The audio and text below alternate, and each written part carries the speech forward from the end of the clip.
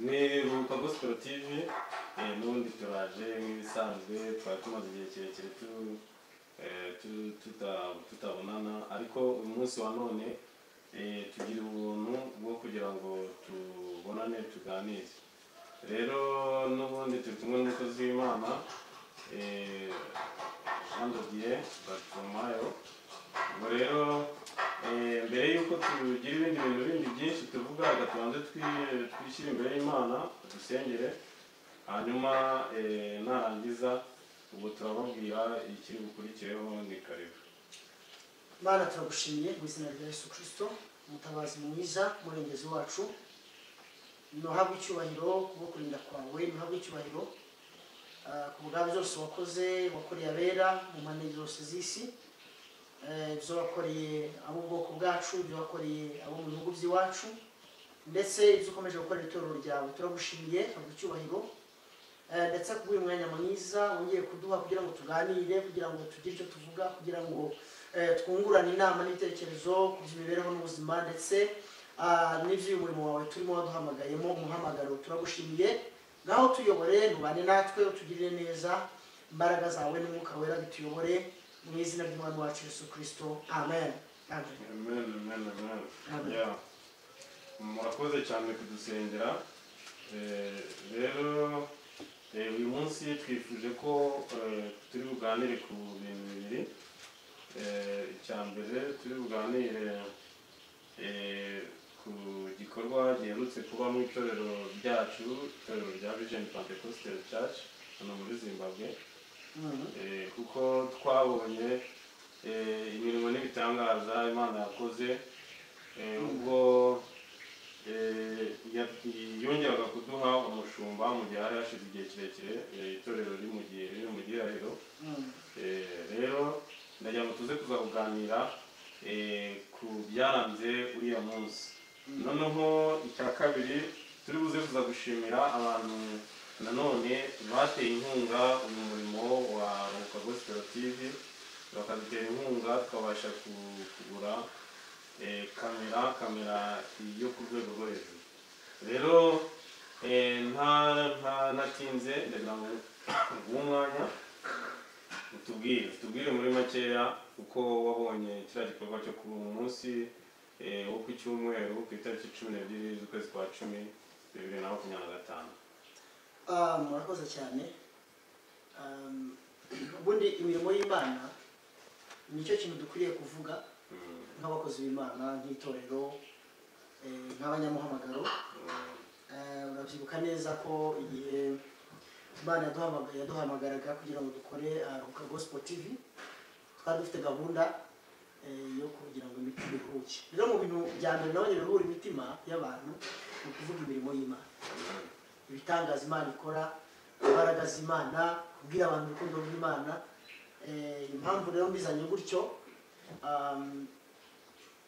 muri Vision Pentecostal Church hari hamaze igihe turi mu nzibacyuho ku mpamvu zigiye zitandukanye ariko hamwe no gusenga twarasenze twabonye urukundo rw'Imana ku cyumweru wari mumbaza uko byagenze ubu numva nezerewe ntabwo nakubwira uko bimeze ko burya iyo mu itorero hari umurongo mwiza ibintu bijya mbere burya no mu buzima bwacu bigenda neza mu buzima busanzwe ni muri mu itorero ryawe rikaba ririmo intambara burya habaye ikibazo bitugiraho ingaruka no mu ngo zacu no mu micururize yacu mu mibereho y'ubuzima bwacu business zacu za hato na hato burya itorero bitugiraho ingaruka rero nashimye Imana kuko ku cyumweru nabonye Imana yabigenje neza umutekano amahoro abantu banezerewe abantu bishimye Imana isoza burya ni Imana iri ijambo yavuze burya iyo yavuze ikavuga iti nzabigenza irabikora rero nabonye Imana isohoza ibyo yavuze ku cyumweru nkurikije uko yari yabivuze kandi haciye imyaka myinshi ibivuga rero nashimye Imana ndumva nezerewe itorero rimeze neza abantu Imana bameze neza ibirori byagenze neza nibaza ko video irahari tuzayereka abakunzi bacu nibaza ko banayikurikiye bamwe online on live on YouTube rero Imana ishimwe ko yakoze ibitangaza kandi icyo ngewe nshima cyane ni uko ishyizeho umurongo mushya wo gukora ibi bitangaza burya iyo Imana shiftinze hakabaho shift y'ubuyobozi ni ukuvuga ngo no mu mwuka habaho shift. So ni ukuvuga rero Imana buriya hari ikintu gishyashya tubikiye hano imbere. Imana ishimwe cyane kandi habwa icyubahiro. Umuyobozi twabonye umushumba mukuru, twabonye umwungirije, twabonye abayobozi bose bashinzwe itorero. Rero ubwo abayobozi bari mu mwanya turizera neza ko n'ibisigaye Imana izabikora, itorero rigakomeza gutera imbere ndetse rigakomeza rigafungura n'imidugudu, tugakomeza tugakora misiyo kuko twari tusanzwe tuzikora. Urabona tumaze kugira imidugudu y'abenegihugu 3 imaze gufunguka kandi irakomeye. Ni ukuri imeze neza warababonye ku cyumweru ko bari bameze, ntabwo nabikubwira wowe ruhari ndetse n'abadukurikira barabikurikira bakabona. Buriya iyo ubonye abantu bakizwa ukabona imidugudu irafungurwa, burya nta yindi misiyo dufite, nta n'ikindi kintu cyo gushimara dufite. Bibiliya ivuga ngo iyo umunyabyaha umwe yihana n'ijuru baraselebrating. So rero ibonye dufungura imidugudu ukabona itorero rimeze neza. Noneho rero n'ubuyobozi nabwo ubwo bwagiye mu ofisi bikaba bimeze neza. Nibaza yuko ari byo gushimira Imana kandi nibaza ko abanyetorero babonye ko bafite umunezero kurikije impano twabonye batanga bahereza abayobozi bacu, kurikije congratulations zatanzwe. Ni ukuri itorero rimeze neza kandi bita amashimwe. Itorero cyose kigarukira Uwiteka Imana yaduhamagaye. Amen. Numva ari byo navuga. Urakoze cyane umukozi w'Imana Jean de Dieu. Ku badukurikiye tubibutse ko n'ubundi kuri uriya munsi icya gikorwa cyo kwimika umukuru w'itorero umushumba ariwe Karegeya Pierre, n'ubundi ruhuka yari live. Tunibutsa abakunzi bacu kugira ngo n'ubundi bongere basubire inyuma barebe ku biganiro twakoze kuri channel yacu twakoze live. Ushobora kujyaho ukareba ukuntu ibyo bintu rwose icyo gikorwa cyagenze. Ni igikorwa cyagenze neza rero nk'uko umukozi w'Imana yabivugaga. Nkabagira ngo n'ubundi mbibutse ko itorero n'ubundi ryari rimaze igihe mu nzibacyuho. Ubwo rero itorero rya Vision Pentecostal Church in Zimbabwe rikaba ryarabonye umushumba mushyashya ariwe umushumba Karegeya Pierre, umwungirije ariwe Pastor Ruben Nshimiyimana, ribona umusekreteri mushyashya ariwe Membere, Pastor Matthew Membere. Pastor Matthew Membere akaba yaraje asimbura umupasiteri n'ubundi wari sekreteri ariko akaba yarasezeye mu itorero ariwe Pastor Majab. Haza nanone umwungirije ariwe Pastor Francis.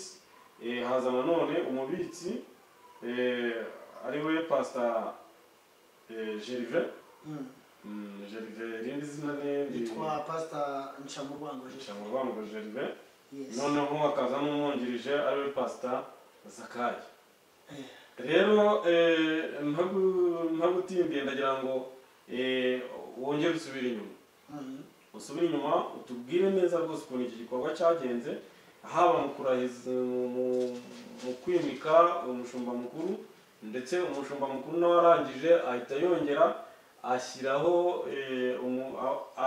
azamura mu ntera umushumba umwungirije ariwe Pastor Ruben, akaba yari umupasiteri nawe akaba yarazamuye mu ntera akaba yarabaye reverend, ndetse na Pastor Membere. Icyo gikorwa nawe nzi ko uri umwe mu bantu bari bahari, tubwire uko cyagenze n'uburyo kinawe ukibona.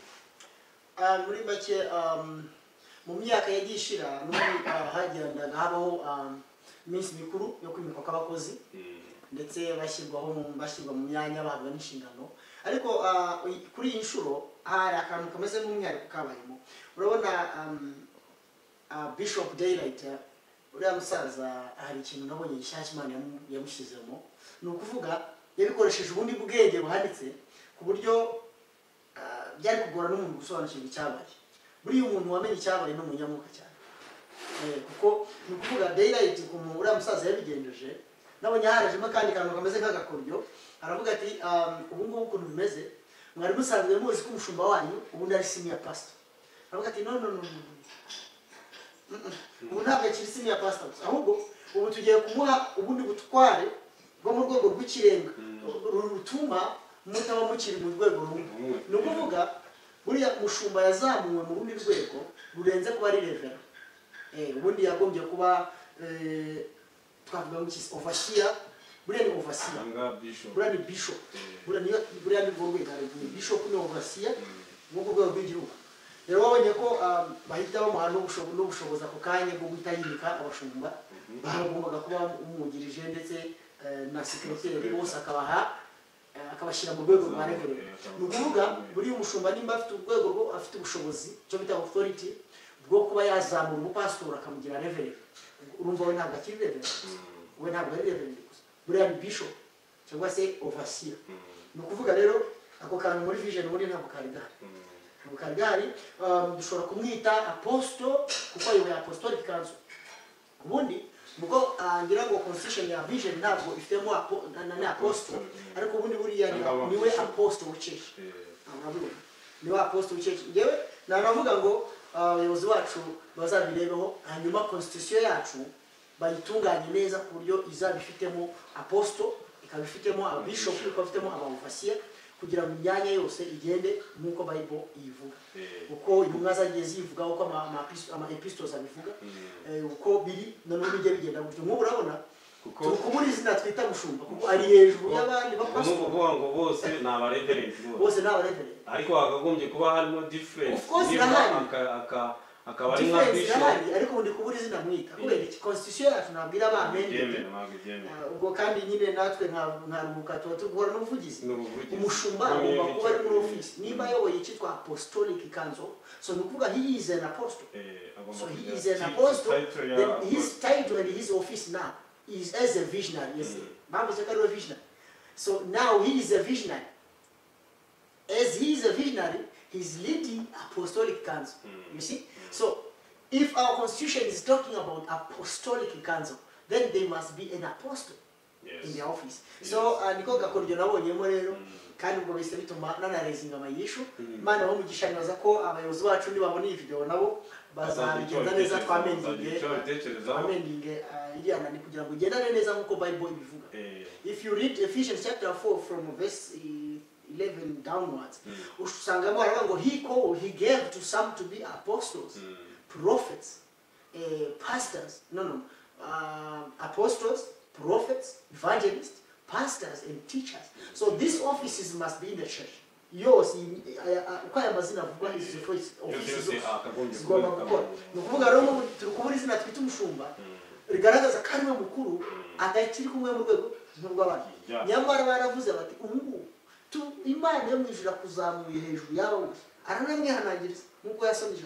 Navuga ati ndakwihanangije aba bantu uzabayobore bazakumvire kuko umushyize hejuru yabo. Ni ukuvuga rero niba bose ari abareverend n'ubundi baracyari ku rwego umushumba rero agomba kuba ari apostle or bishop or an overseer. Ndumva ari ibyo ngibyo bigasobanuka, ariko naranezerewe kuko buriya nabonyemo transition nziza cyane. Imana ihabwe icyubahiro. Amen. Tudatinze ndagira ngo n'ubundi nkanje nk'umuntu wari uri muri kiriya gikorwa nk'umunyamakuru, hari ibikorwa nka bibiri cyangwa se bibiri, ubwo twavuga ko ari nk'ibikorwa bitatu. Habaye igikorwa cyo gusengera abakozi b'Imana, noneho ariko nyuma yo gusengera abakozi b'Imana hari utundi dushya twahise tuza. Bigaragara ko umwuka w'Imana wari uri hariya hantu. Umwuka w'Imana ni wari uyoboye. Ni ukuvuga ngo hari akantu kabayeho, korali Masquire igiye kuririmba, noneho umwuka w'Imana uhita umanukira muri Reverend Delight, ihita imubwira ngo no, ngozana abashumba bose, abakozi b'Imana bose ubazane hano, nurangiza ubicaze imbere ya korali, kuko turashaka kugira ngo n'iyi foto izasohoke neza. Ndagira ngo usubire inyuma urebe nawe ukuntu biriya bintu byagenze, wabibonye gute? Yarabwiraga urana uriya musaza Bishop Delight yoneka ko nawe Imana yamuzamuye mu rundi rwego mu buryo bw'umwuka, kuko burya bintu byo mu rusengero bimejwa cyane cyane mu mwuka, niho hari umwuka wera niwo uyobora, igipimo niho kigaragara. Ni ukuvuga uriya musaza afite authority idasanzwe, kabisa ko urabona ukuntu hisagira revelation ati nta foto y'urwibutso nyayo ahita bipanga ukuntu bagomba kwicara, ukuntu abaririmbyi bagomba kuba. Ni ukuvuga iyo foto biriya ni iy'amateka, nicyo bisobanura. Ariya ni amateka yo kugira ubundi iriya foto yagombye guprintingwa ikaba ari na nini, ikazashyirwa muri ofisi burya na hariya dukora amateraniro ikazirihari, kugira ngo ibe ariyo. Donc buriya hari nabonye mu matorero ya bene wacu abanyarwanda n'abarundi wenda n'abakongomani hari ibintu bitandukaniyeho n'abandi. Ubundi hari yagombye kuba hariyo amafoto y'abakozi b'Imana ndetse uko bakurikirana urabibona, kugira ngo n'umushyitsi wageze ataza kubaririza.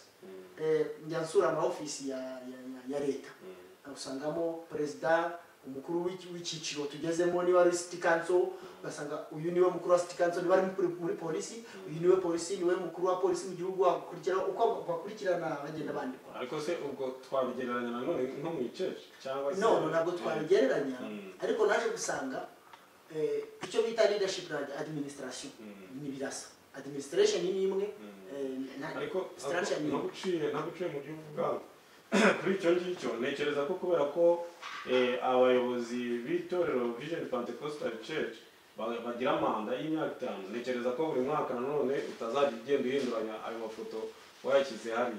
No, for 5 years. For 5 years. Yes.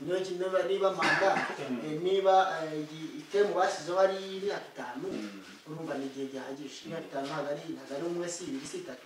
Ibyo bintu byakorwa bikaba bigize nk'uko dukora ari amaflyer manini, ubwo dukora ari biriya birango binini dushyira ku rusengero ku bindi n'iki byose nyine urabibona ko nk'ari matorero y'abenegihugu, abanyagihugu abashona aba South Africa, abanyakenya, ubona ko ku rusengero bashyiraho posta nini iriho ifoto ya apostle cyane cyane cyangwa se bishop yo matorero, uburyo nawe bagize.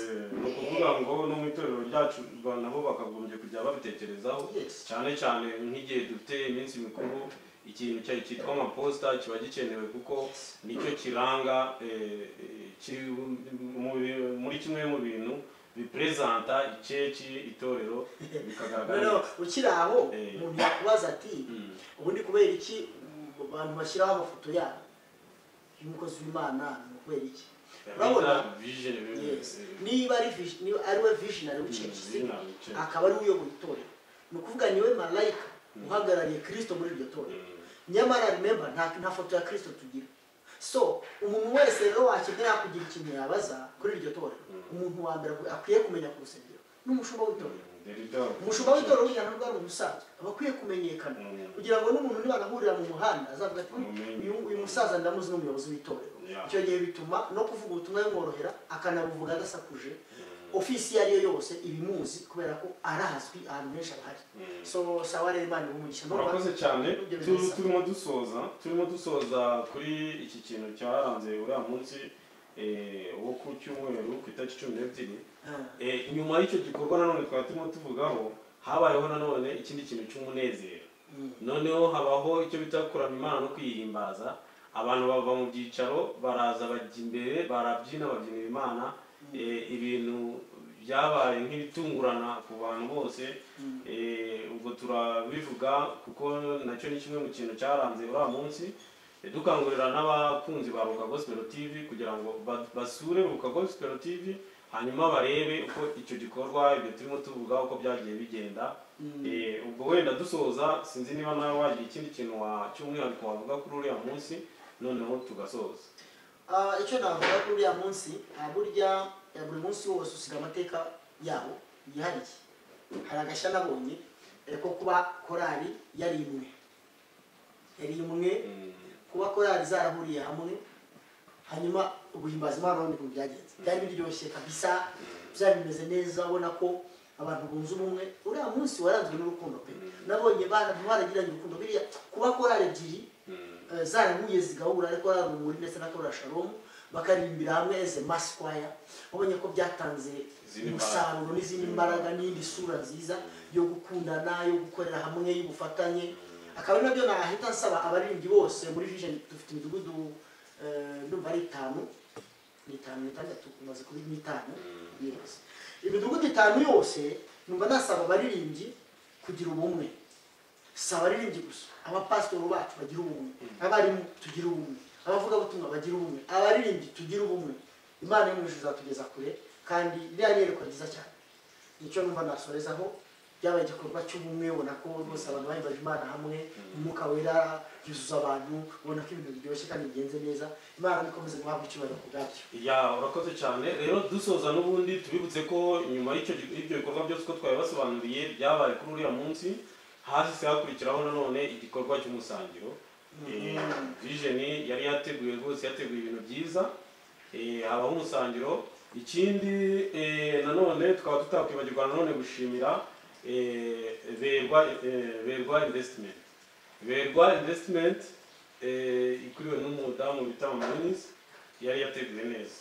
Sale yari bayidekoye neza, intebe zari ziri muri sale zagaragaraga neza.